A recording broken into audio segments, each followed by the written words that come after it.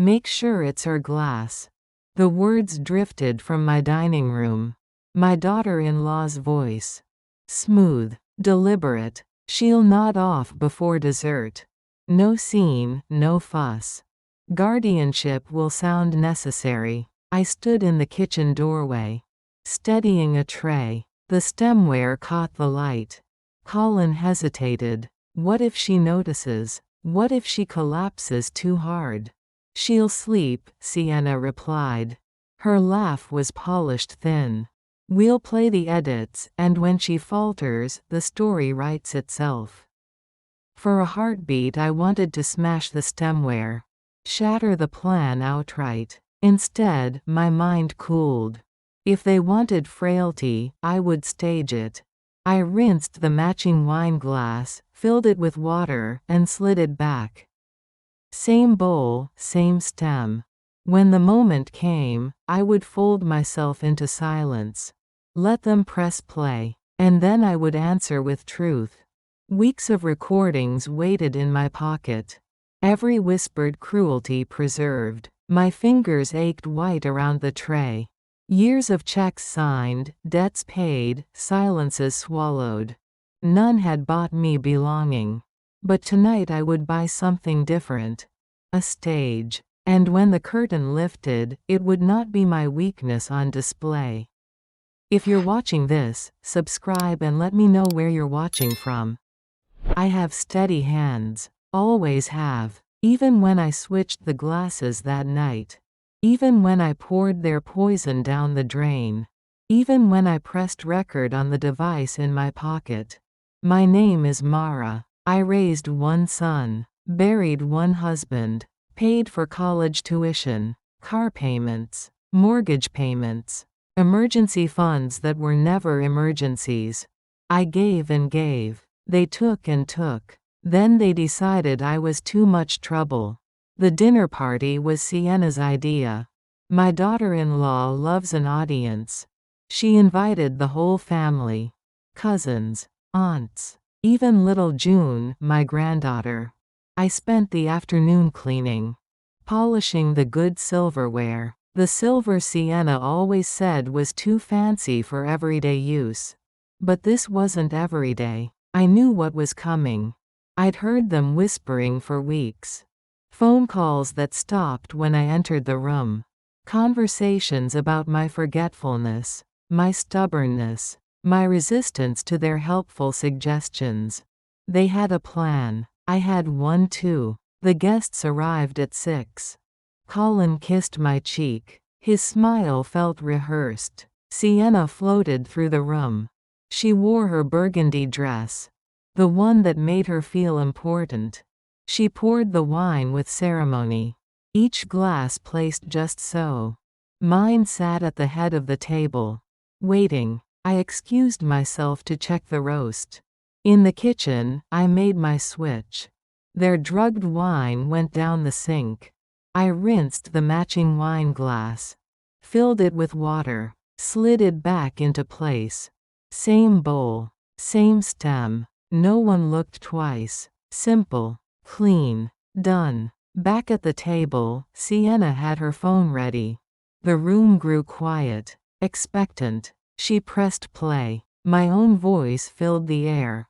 Confused. Fractured. Lost. Except it wasn't really my voice. Not anymore. They had edited me. Cut and pasted my words. Made me sound like everything they said I was. The audio played. I let my head droop. Let the water glass slip from my hand. Let my body sag in the chair. June gasped. Someone stood. Chairs scraped against the floor. Sienna rose like a queen. She told them about my memory. My health.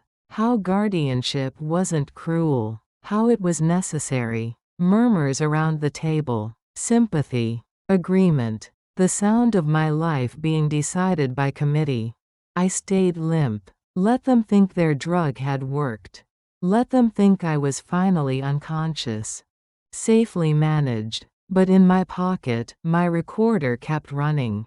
Their real voices. Their real plan. Every word preserved. Colin's phone appeared, angling for proof. Something to show later. Something to file. The room buzzed with concern. With pity. With the weight of good intentions. My Aunt Helen reached across the table. "Poor thing," she whispered. "Maybe it's for the best." Uncle Ray nodded. "Sometimes we have to make hard choices. For their own good." The words settled over me like dirt on a grave. Sienna moved through the room, collecting sympathy, gathering support, her voice smooth as silk. "She's been struggling," Sienna explained. "Forgetting appointments. Leaving the stove on. Yesterday she couldn't remember June's name. Lies. All lies. But delivered with such gentle certainty." June climbed down from her chair. She approached me slowly. Her small hand touched my arm. "Gran?" she whispered. I didn't respond. Couldn't break character. Not yet. The child's eyes filled with tears. She thought I was fading away. Disappearing before her eyes. My heart cracked. But I held still. Sienna knelt beside my chair. Her performance perfect. "We'll take good care of her," she promised. "She'll be safe. Comfortable. No more worries." The room murmured approval. Relief. The burden shared. The problem solved. Colin stood behind my chair. His hand on my shoulder. Heavy. Claiming. My grandson Leo watched from the doorway. His young face confused. Hurt. The edited recording played on. My voice stumbling over simple words. Forgetting names. Dates. Basic facts. Each lie landed like a physical blow. But I absorbed them. Stored them. Let them think they were winning. The dinner grew cold. No one cared about food anymore. This was theater now. Drama unfolding in real time. Cousin Martha gathered her purse. "I should go," she said. "Give you privacy. Let you handle this." Others followed her lead. Chairs pushing back. Quiet goodbyes. The sound of people eager to escape uncomfortable truth. Or what they thought was truth. Sienna walked them to the door. Her voice carrying from the hallway. "Thank you for understanding. For supporting us through this." The door closed. The house grew smaller. Colin returned to his seat. He stared at me with something like grief. "Mom," he said quietly. "We're going to take care of you. I promise." His voice broke slightly. He believed his own story now. Convinced by the edited lies. By my perfect performance. Even my own son thought I was gone. Sienna returned. Sat beside him. Her hand found his. United in their merciful deception. "We'll start paperwork tomorrow," she said. "Get the legal process moving. For everyone's sake." My recorder caught every word. Every plan. Every casual cruelty dressed as kindness. The room settled into false peace. The problem solved. The burden lifted. They began discussing logistics. Which facility? What timeline? How to handle my assets. My belongings. My life. I stayed perfectly still. Head down. Breathing shallow. Playing the part they'd written for me. Broken. Confused. Manageable. But underneath, I was steel. I was ice. I was coming storm. The clock on the mantel chimed 9. The evening growing late. Sienna began clearing dishes. Moving around me like I was furniture. Something to work around. Not someone to acknowledge. Colin helped her. Both of them careful not to disturb the sleeping invalid. The problem they'd finally solved. The kitchen filled with the sounds of cleanup. Running water. Clinking plates. Normal domestic rhythms. As if nothing had changed. As if everything was settled. In my pocket, the recorder kept working. Faithful. Patient. Gathering evidence. They spoke freely now. Believing me unconscious. Beyond hearing. beyond caring. Sienna laughed about something. Light. Relieved. The sound of a woman whose troubles were ending. Colin's voice joined hers. Easier now. The hard choice made. The guilt already fading. They had won. Or thought they had. The fraud complete. The victim silenced. The future secured. On the surface, they were right. They had orchestrated everything perfectly. The setup. The recording. The audience. My apparent collapse. Even I had to admit it was masterful. Clean. Convincing. Probably legal. The drug would have worked. Should have worked. Would have left me helpless. Compliant. Ready for management. The edited audio was convincing. Professional. Impossible to argue with. The witnesses were credible. Family members. People who loved me. Who wanted what was best. Their story held together. Made sense. Justified everything that would come next. The paperwork. The facility. The guardianship. The quiet transfer of control. My voice. My choice. My life. All of it slipping away like water through cupped hands. On the surface, they had won. But surfaces can be deceiving. And I was far from finished. The room tried to breathe again after my performance. But the air had changed. Thickened. Weighted with their certainty. I opened my eyes. The room went silent. Completely. Utterly. I sat up straight. Slowly. Deliberately. My spine finding its natural curve. Colin's coffee cup stopped halfway to his lips. Sienna's hand froze on a dinner plate. Nobody moved. Nobody spoke. Nobody breathed. I reached into my pocket. Pulled out my recorder. Set it on the table between the wine glasses. Small. Black. Patient. Still recording. The device sat there like a loaded gun. Innocent. Deadly. I didn't press play. Not yet. First, I wanted to watch their faces. Study the moment. Memorize the shift from triumph to terror. Sienna found her voice first. Mom? Are you feeling better? Her tone was careful. Hopeful. Still playing the concerned daughter-in-law. I smiled. The expression felt foreign after hours of performance. I feel perfect, I said. Colin leaned forward. The drug didn't take effect? What drug? I asked. My voice clear, steady, completely coherent. The water I drank tasted fine. Clean. Refreshing. Understanding dawned in Sienna's eyes.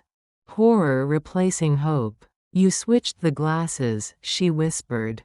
I nodded. Simple physics. Same bowl. Same stem. Easy mistake to make. But not an accident. Colin's face went white. How long have you been awake? The entire time, I said. Every word. Every plan. Every lie about my failing memory. My hand rested on the recorder. Still running. Still capturing. Sienna lunged for it. I was faster. Surprising us both. 73 years old. Still quick when it mattered. The device disappeared back into my pocket. Safe. Protected. Evidence preserved. You can't use that, Colin said. It's entrapment. Illegal recording. I laughed. The sound was not kind. One-party consent state, I reminded them. My house. My conversation. My choice. The legal knowledge surprised them. They'd expected confusion, helplessness, easy manipulation. Instead, they found preparation. Sienna sank into her chair. Her performance dissolving. The mask slipping away. Underneath was something uglier. Hungrier. You're being unreasonable, she said. We're trying to help. Help yourselves, I corrected. To my house. My accounts. My independence. Colin tried a different approach. Mom, you're not well. Tonight proved that. Tonight proved I'm exactly as sharp as I've always been. I stood, walked to the kitchen, retrieved the wine bottle they'd poisoned. This is what's not well, I said. This is criminal. The bottle sat on the table. Evidence, accusation, proof. Sienna's composure finally cracked. We wouldn't have hurt you. Just made you sleep. Just made me helpless, I said. Just made me compliant. Just made me manageable. The words hung in the air.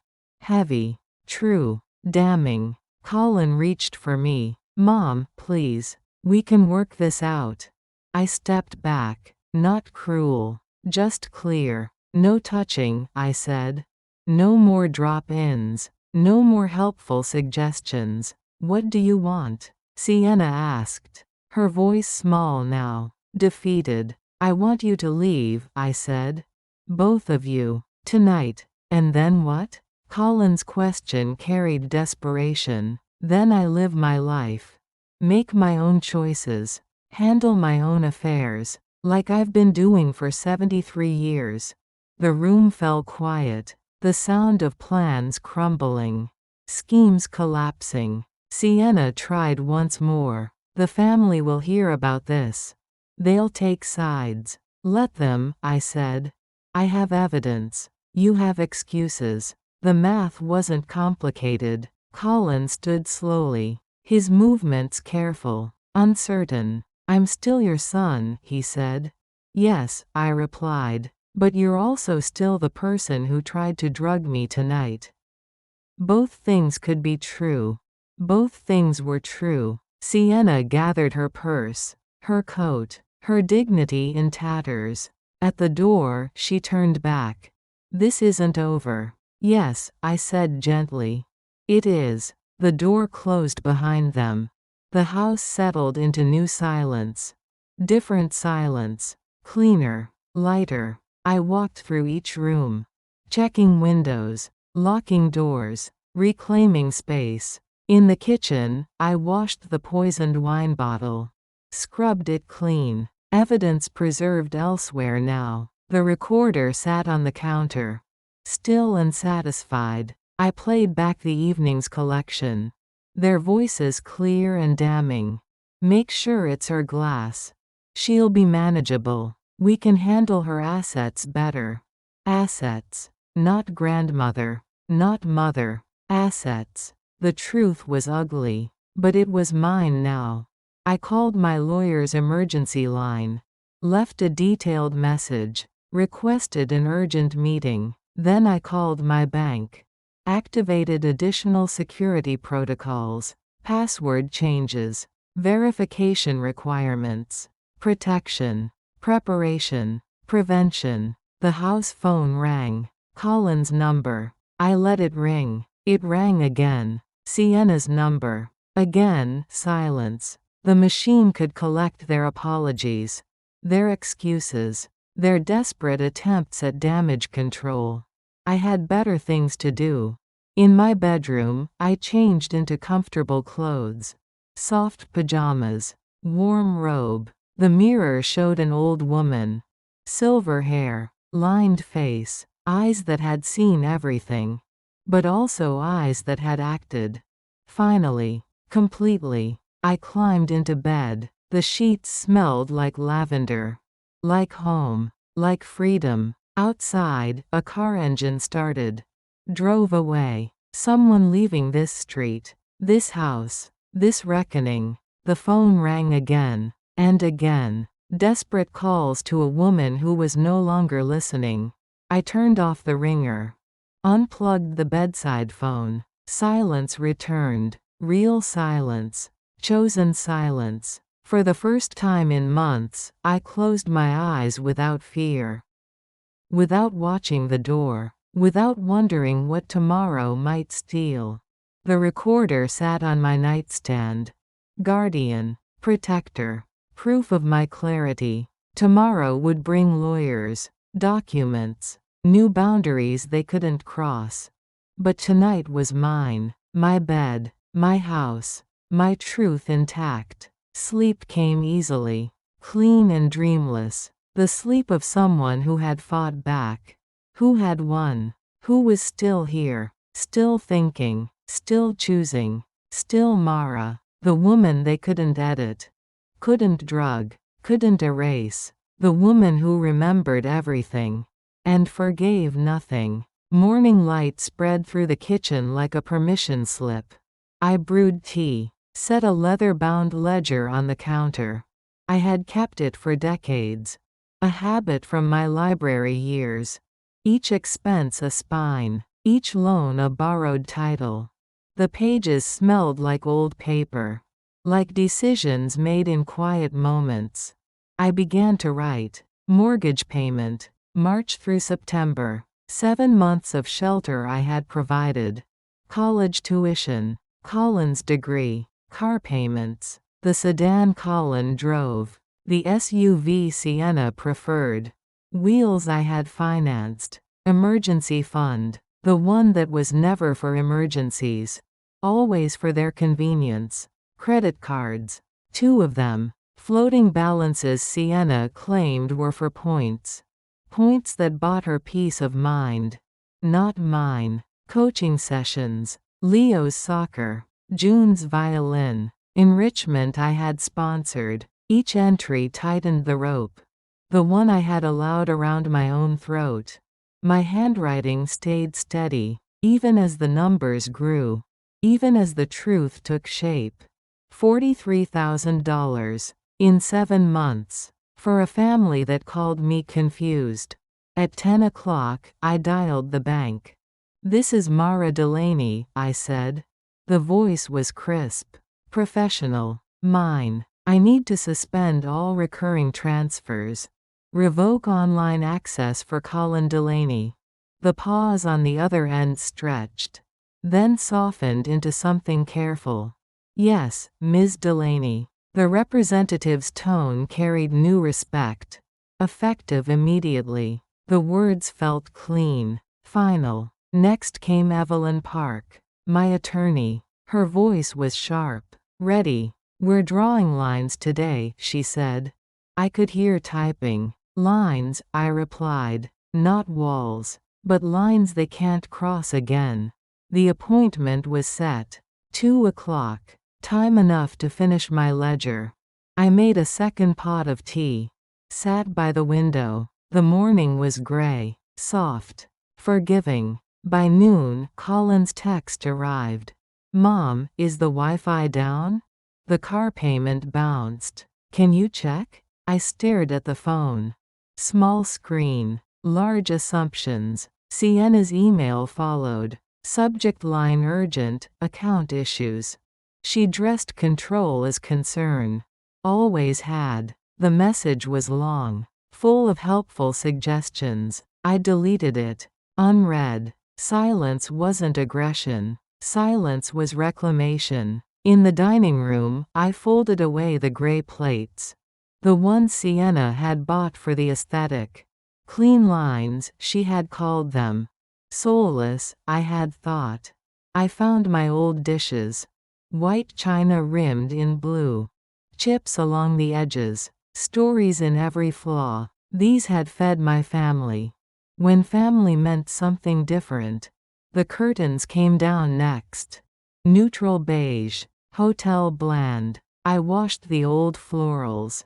Pinned them back in the afternoon sun. The house exhaled. Color returned. Personality. Mine. By evening, the transformation was subtle. But complete. I sat in the kitchen. Made a list on a recipe card. Rules for tomorrow. Rules for the rest of my life. Kindness is not currency. Silence is not consent. Forgiveness is not a key. If they try to put you to sleep, wake the room instead. The ink dried slowly. Permanent. Outside, a neighbor walked her dog. The golden retriever sniffed at my fence. Tail wagging. Simple pleasure. I tapped on the window. Waved. She waved back. When had I stopped waving? When had I started hiding? The questions hung in the air. Unanswered. But heard. My phone buzzed. June's number.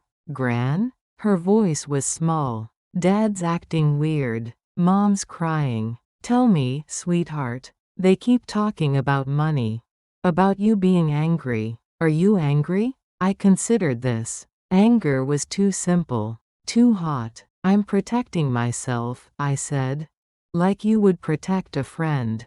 From bullies? From people who forgot how to be kind. She was quiet for a moment. Will you still love me? The question pierced clean through. Forever and always, I said. You did nothing wrong. When we hung up, I sat in the growing darkness.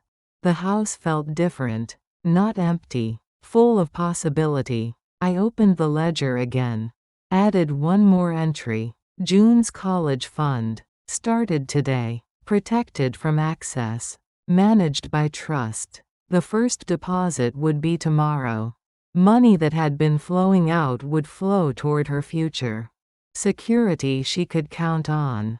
Without conditions. Without performance requirements. I closed the ledger. Tied it with string. The kind I had saved from gift packages.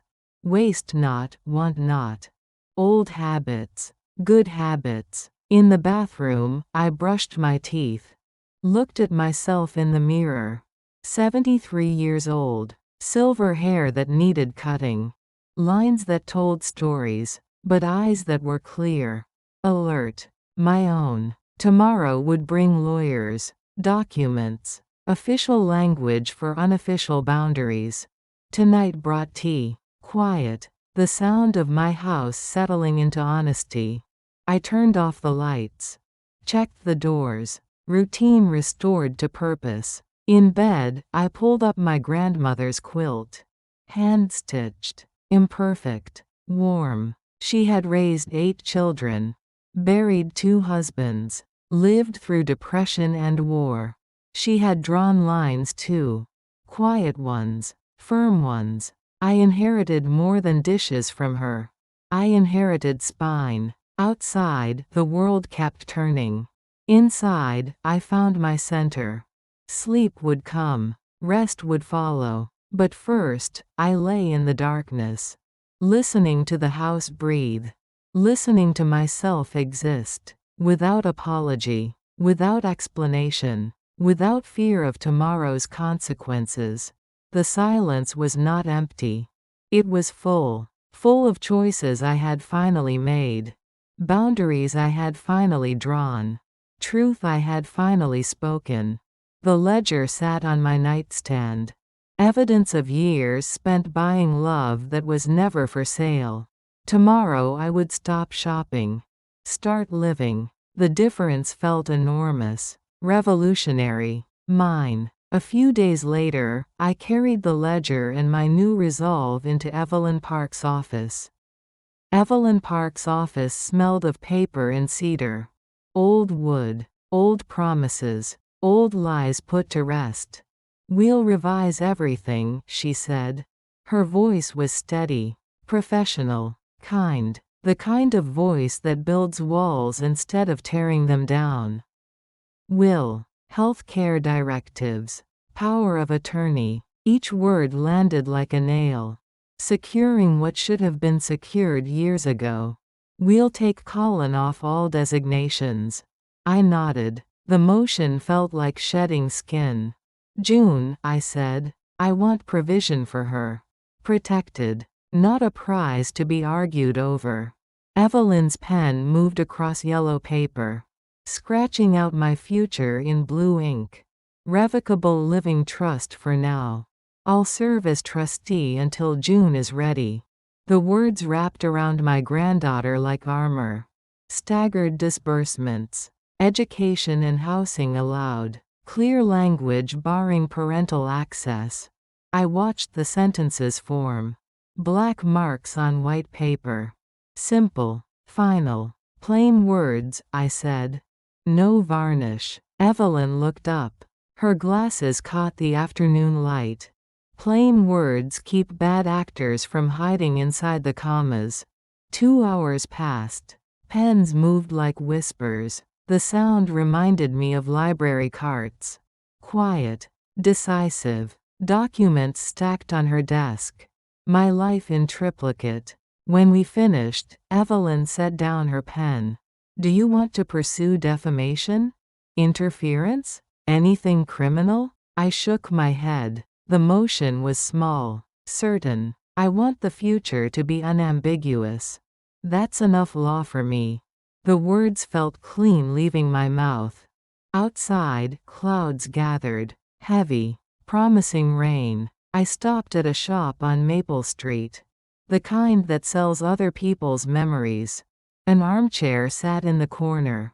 Blue fabric, worn arms. It looked like it had swallowed long afternoons. Like it knew how to listen. The price tag said $40. I counted out 2 20s. Cash. Clean transaction. The young clerk helped me load it into my car. His hands were gentle with the old fabric. At the florist, I passed the lilies. Too white, too formal, too much like sympathy. I chose rosemary instead, and thyme. Things that refuse to be merely decorative. Plants that insist on purpose. The drive home felt different. The armchair in my back seat changed the weight of the car. Changed something else too. At my front door, an envelope waited. Colin's handwriting. Careful letters on cream paper. I boiled water for tea. Let the envelope sit on the counter while the kettle heated. Some things require proper temperature. When the tea was ready, I opened his letter.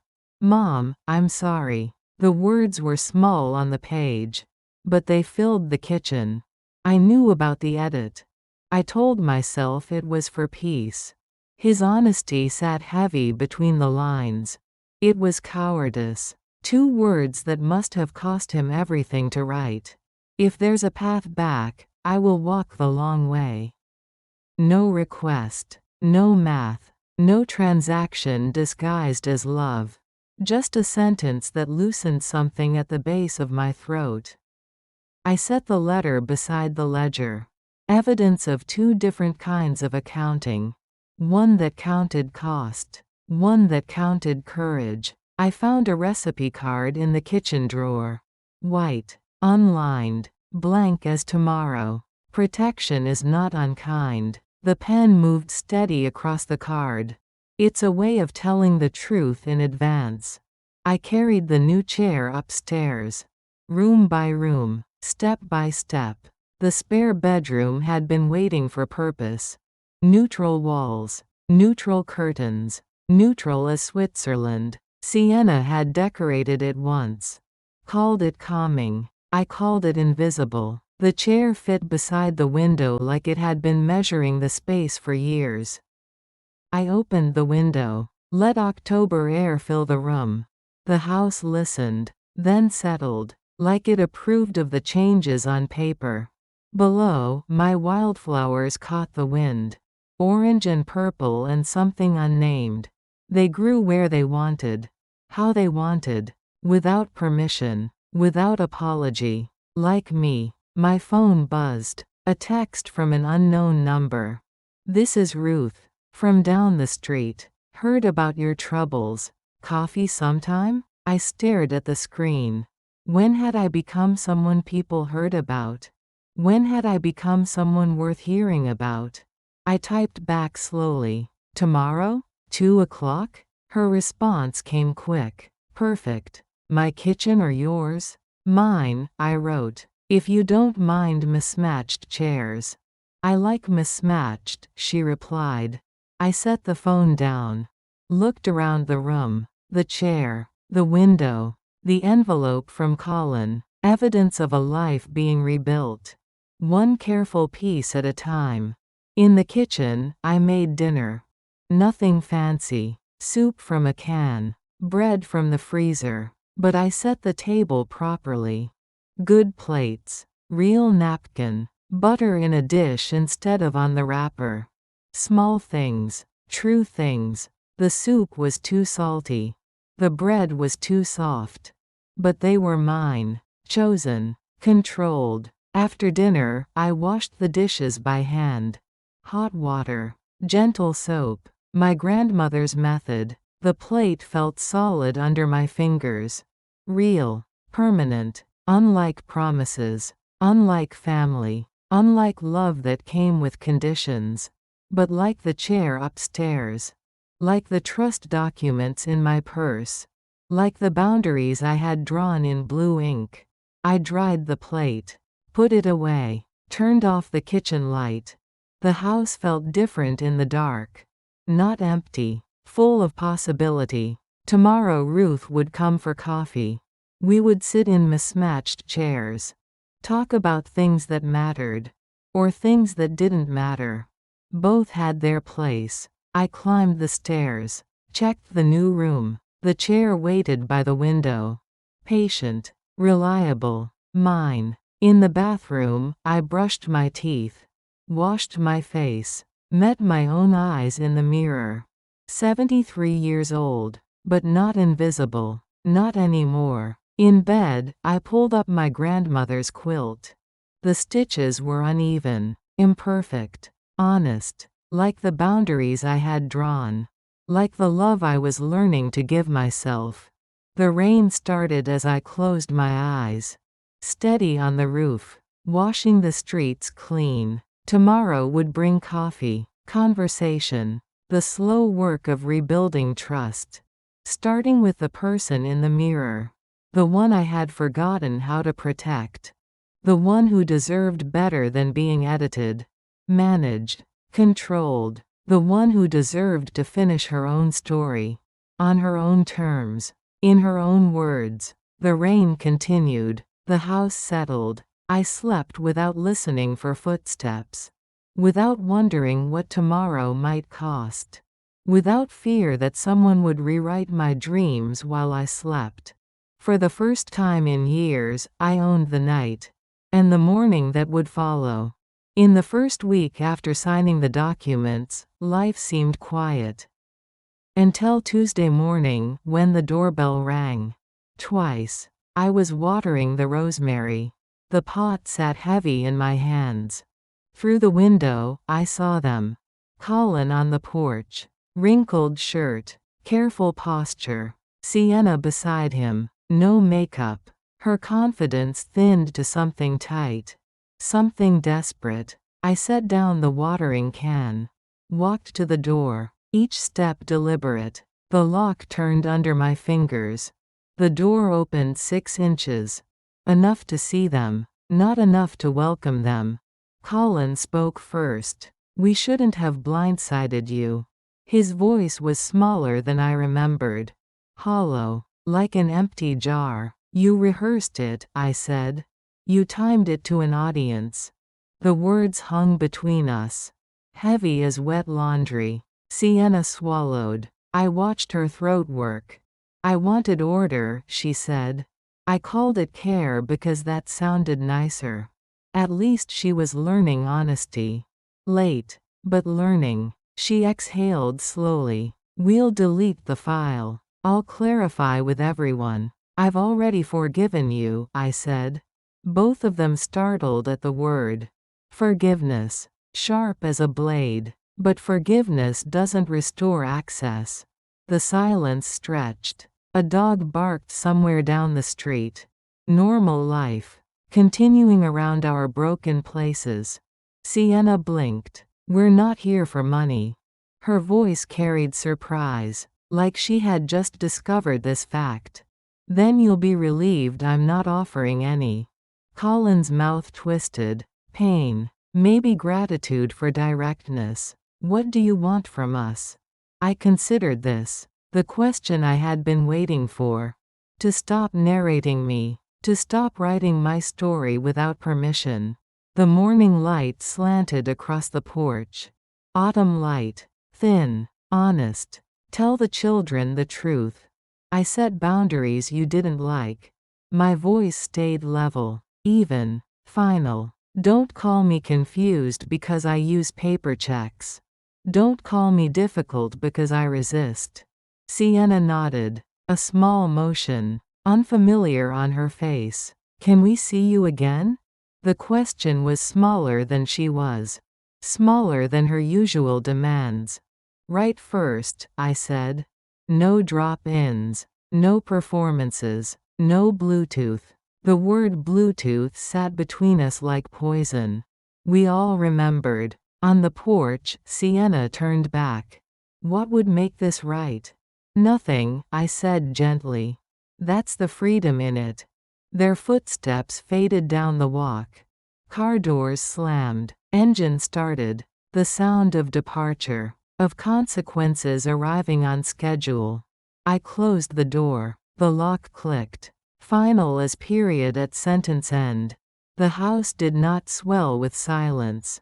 It fit. Like clothes tailored properly. I carried the armchair from the spare room. Down the stairs. Into the living room. Where it belonged. Where I could see the street. The world continuing. From a box in the closet, I pulled out old photographs. Evidence of a time before I mistook giving for belonging. Colin at 6. Face bright with uncomplicated belief. Before he learned that love could be leveraged. Before he forgot kindness. You were a good boy, I whispered to the still air. The photograph didn't answer, but the memory did. Find him, I said. Find the boy who built blanket forts. Who brought me dandelions. Who said I love you without calculating cost. The afternoon brought Ruth from down the street. Her knock was gentle, respectful. She waited for permission. Coffee smelled like friendship, like conversation without agenda. We sat in mismatched chairs. Mine blue, hers borrowed from the kitchen. She didn't ask about the scandal, about the family dinner gone wrong. Instead, she talked about her garden, her books, her cat who ignored her completely. Normal things, healing things. When she left, the house felt warmer, less defended. I opened windows, let October air move through the rooms. The smell of autumn, leaves turning, things ending and beginning. In the kitchen, I started soup. Nothing fancy. Vegetables, broth, salt. The knife moved steady on the cutting board. Chop, chop, chop. Meditation in motion. Purpose in small actions. The onion made me cry. But that was chemistry, not sorrow. I wiped my eyes. Continued cutting. While the soup simmered, I walked through the house. Room by room, seeing it fresh. The dining room where they had tried to edit me. The kitchen where I had made my choice. The living room where my chair now sat. Blue fabric, worn arms, ready for long afternoons. Places where I had been. Places where I would be. On my own terms. In my own time. The soup was ready by evening. I set the table properly. Good bowl. Real spoon. Napkin folded neat. Small ceremonies. Private rituals. Mine. The first spoonful burned my tongue. I let it. Tasted the heat. Proof of temperature. Of life continuing. Of choices with consequences. After dinner, I washed the bowl by hand. Dried it carefully. Put it away in its proper place. In the mirror by the sink, I caught my reflection. 73 years old. Silver hair that needed trimming. Lines earned through living. But eyes that were clear. Alert. Unedited. I climbed the stairs to the spare room. My room now. The chair waited by the window. Patient. Reliable. Outside, streetlights flickered on. One by one. Pushing back the dark. Inside, I turned on a small lamp. Circle of yellow light. Enough to see. Not enough to announce. I sat in the blue chair. Felt it accept my weight. Tomorrow would bring new challenges. New choices. New chances to defend what mattered. But tonight brought quiet. Rest. The sound of my house settling around me. Like arms. Like acceptance. Like home. The wildflowers in my front yard caught the streetlight. Orange and purple and unnamed. Growing where they chose. How they chose. without apology. Like me, I closed my eyes, let the chair hold me. Somewhere in the distance, a train whistle blew. Long, lonely, free, the sound of something moving forward. Something going somewhere, something that knew its own direction. I opened my eyes, looked out at the night. Stars appeared between the clouds. Distant, reliable, true, like the boundaries I had drawn. Like the love I was learning to give myself. Like the story I was finally allowed to finish. In my own words, on my own terms. The night settled around the house. Around the chair. Around me. And for the first time in years, I settled too. Into silence that was not empty. Into space that was not lonely. Into a life that was finally, completely mine. June arrived after school on Thursday. Her backpack thunked against the doorframe. Heavy with books. Heavy with worry. "Dad's different," she said. Her voice was small. Uncertain. Different how? He keeps starting sentences he can't finish. Like his words broke. I made her chocolate milk. The kind with too much syrup. The kind mothers forbid. Grandmothers have different rules. Growth is clumsy, I told her. Like learning to walk. Lots of stumbling. We climbed the stairs together. Her small hand in mine. In the spare room, afternoon light slanted through the window. Golden. Warm. Kind. "Pull that chair closer," I said. "Tell me where the light is kindest." She dragged the blue chair inch by inch. Testing angles. Weighing options. "Here," she said finally. "Right here." The chair faced the window now. Angled toward the street. Toward possibility. "It's like it knows how to listen," she said. Her fingers traced the worn fabric. Old threads. Patient threads. "I needed a listener," I said. "I kept hiring audiences instead." The words surprised me. Truth often does. June's eyes went wide. "What's the difference? A listener cares about your story. An audience just wants entertainment." She nodded slowly. Processing. Understanding more than children should. On the porch, we potted herbs. Rosemary and thyme. Dirt under our nails. The honest kind of mess. The kind that grows things. "I changed my will," I told her. The words came easy. Natural. June's hands stilled in the soil. "There's a trust. It's yours. With rules you'll roll your eyes at now." Her face went serious. Adult serious. Frightening on a child. "Rules like what?" "No access until you're 25. Education paid. Housing covered. But no cash." "Why?" "So you never have to choose between money and dignity." The words hung in the afternoon air. Heavy as rain clouds. "Gran, I don't know what to say." "You don't owe me a speech. Just promise me something." "What?" "Never mistake kindness for a down payment." She blinked. Her eyes bright with understanding. "Deal." We finished the potting in comfortable silence. Earth and water and promise. The herbs would grow slowly. Steadily. Without drama. Like trust. Like healing. Like children when they're protected. That evening, I wrote letters. To Mabel in Vermont. To Ruth 2 streets over. To Mrs. Chen from the library. People I had allowed to drift. People I had stopped calling. Not because of anger. Because of shame. Shame at being managed. Controlled. Edited. But shame is not inheritance. I would not pass it down. The letters were simple. No explanations. No apologies for silence. Just hello. Just I'm thinking of you. Just would you like coffee?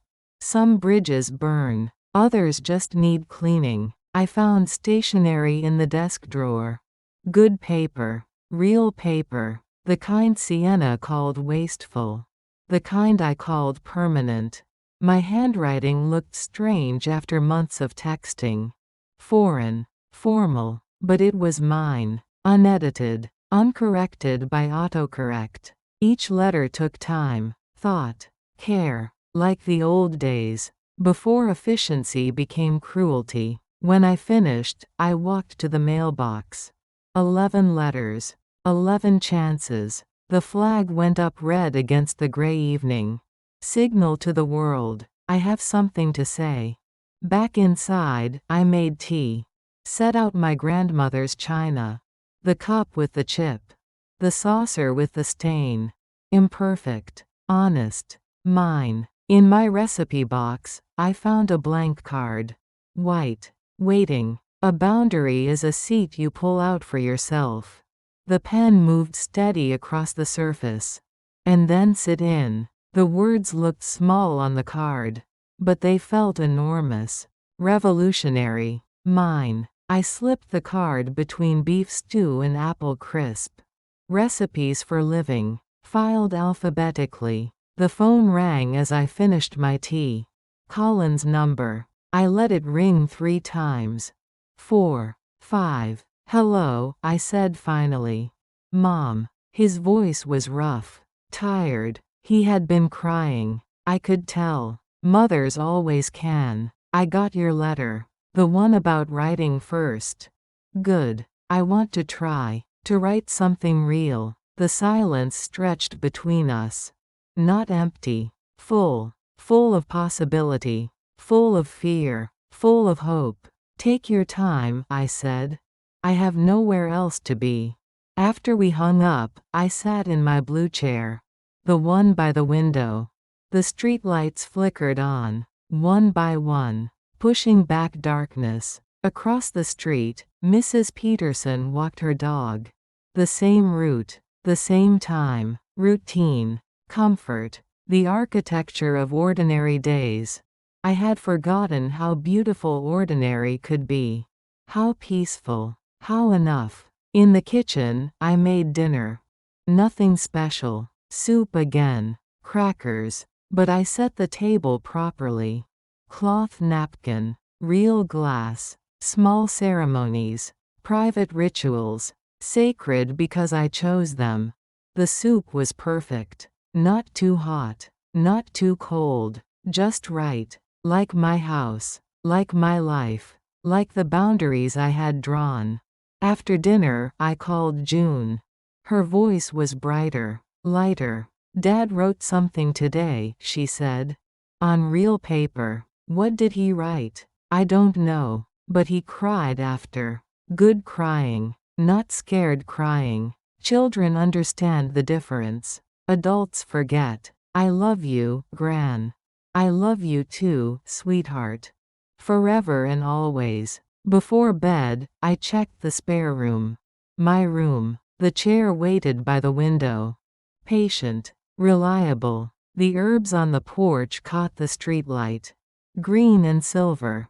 Growing. Tomorrow would bring responses to my letters. Or silence. Both were acceptable. Tomorrow would bring Colin's attempt at honesty.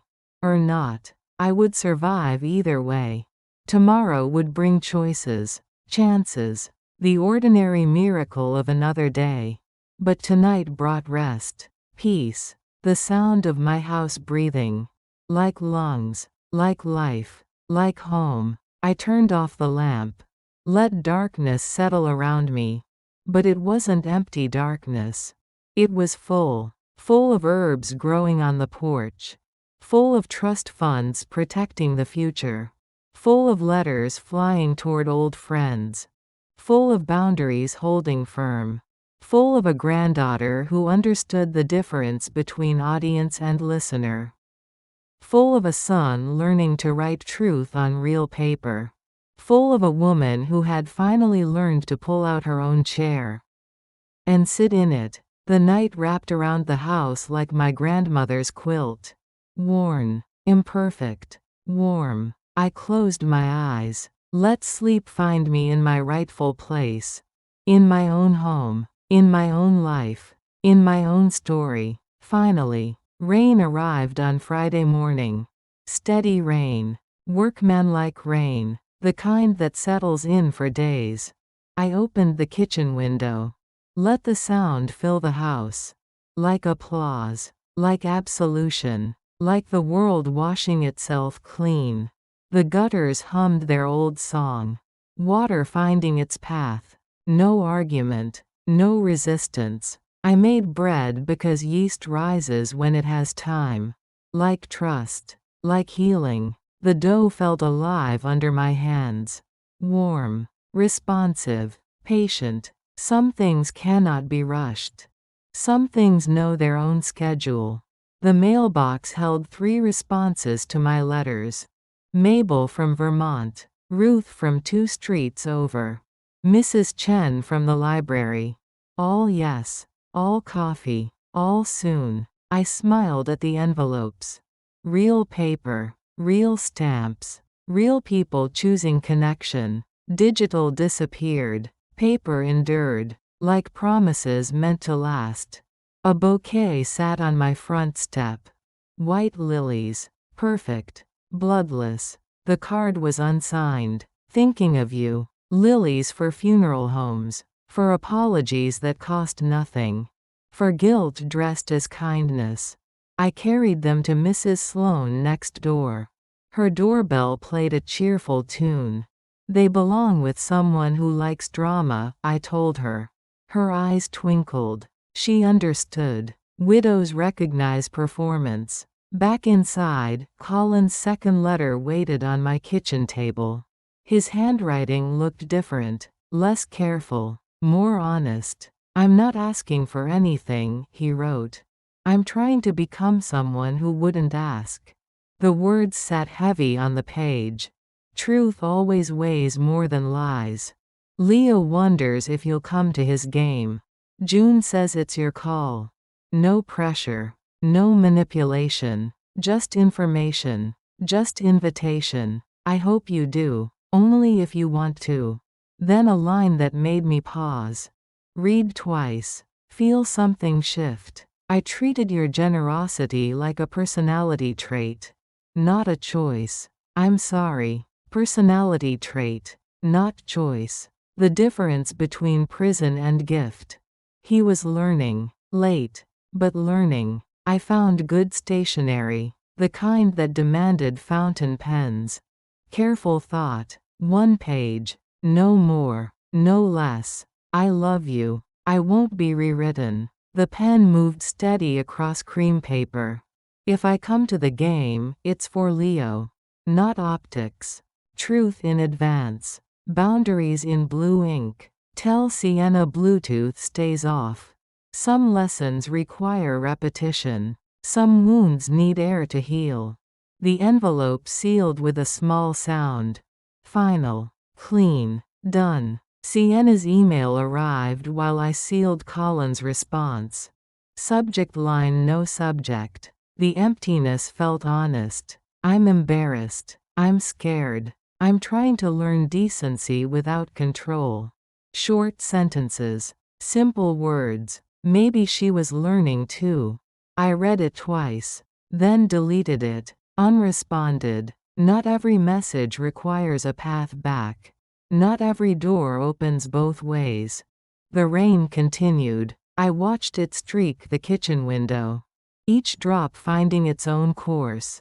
No 2 paths identical. Like forgiveness. Like healing. Like the slow work of becoming whole. When the rain paused, I scattered wildflower seeds along the sidewalk. Orange cosmos. Purple asters. Something unnamed from a mixed packet.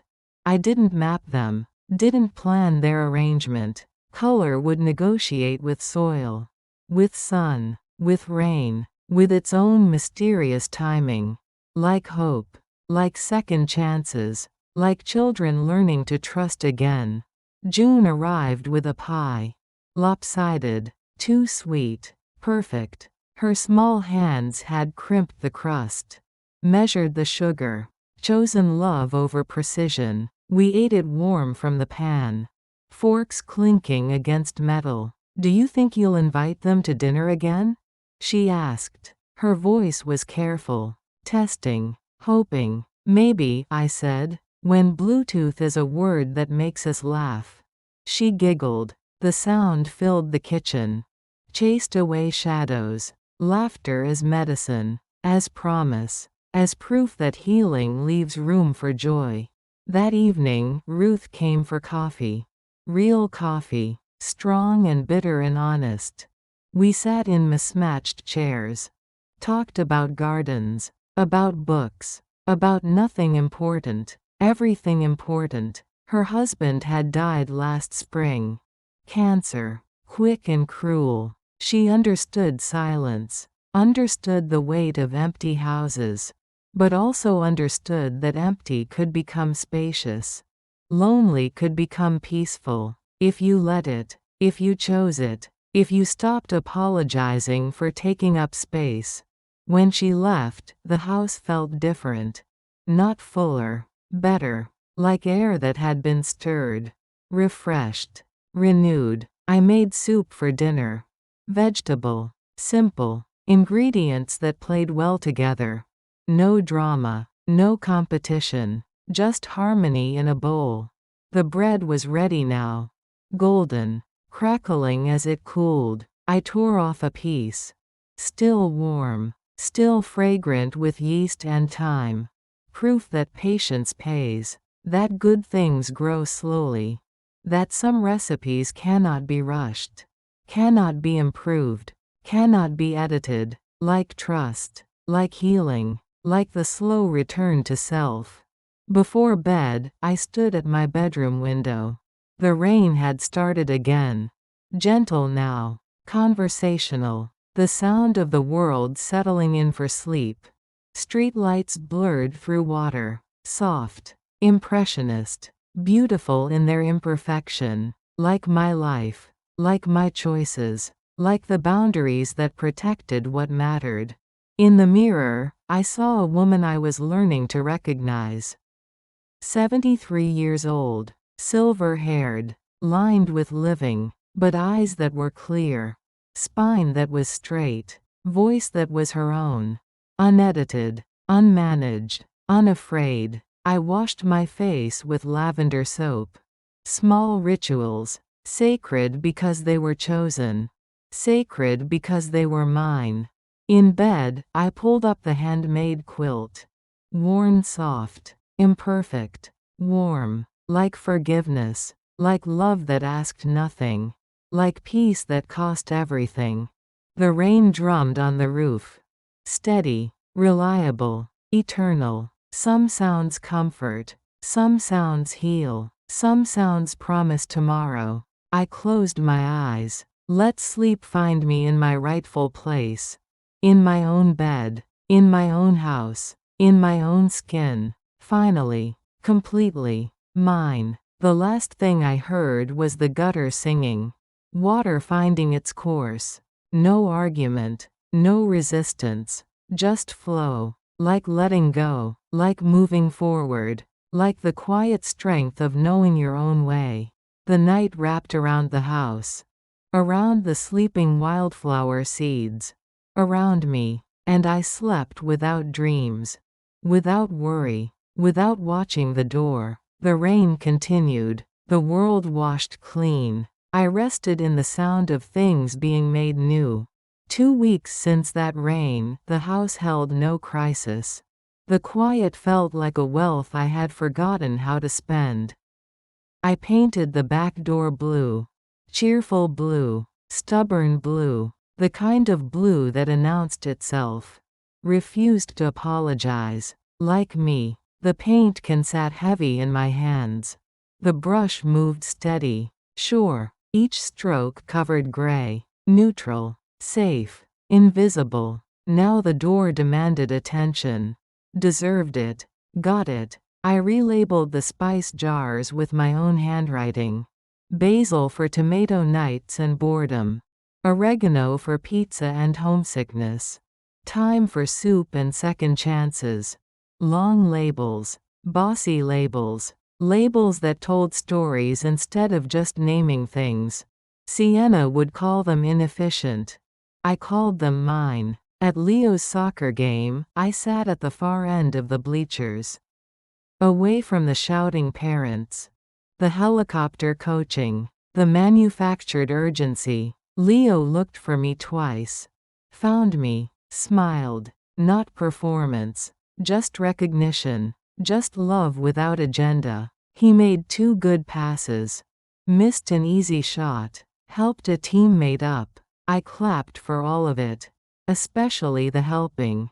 Colin stood at the fence, hands in his pockets, learning to occupy his own edges. No pacing, no shouting instructions, no managing what didn't belong to him. Growth looked quiet on him. Smaller, better. Sienna lifted a hand from across the field.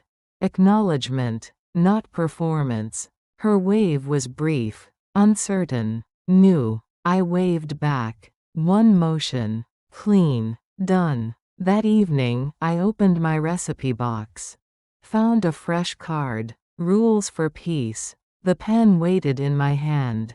Patient. Ready. 1. Kindness is not currency. The words looked stark on white paper. True. Final. 2. Silence is not consent. 3. Forgiveness is not a key. I paused, studied the card, added a 4th line. 4. If they try to put you to sleep, wake the room instead. The card slipped between apple crisp and beef stew. Recipes for living. Filed where I could find them. In the garden, my wildflowers had taken root. Orange beside violet beside something I couldn't name. They grew in stubborn clumps. Refused neat rows. Ignored my original vision. Better than my original vision. Neighbors paused to look. Mrs. Peterson from across the street. The young couple from the corner. It feels unbothered, one said. That's the goal, I replied. Unbothered, unmanaged, unedited, like the flowers, like my blue door, like me. Colin's 3rd letter arrived on Thursday. His handwriting was looser now. More human, less careful. June says you taught her to like quiet, he wrote. The sentence sat alone on the page. Important enough for its own space. I'm trying to. 2 words that must have cost him everything. Trying. 2. If there's any way back, I'll walk the long way. No shortcuts. No demands. No timeline but mine. I placed his letter with the others. Evidence of a man learning to grow.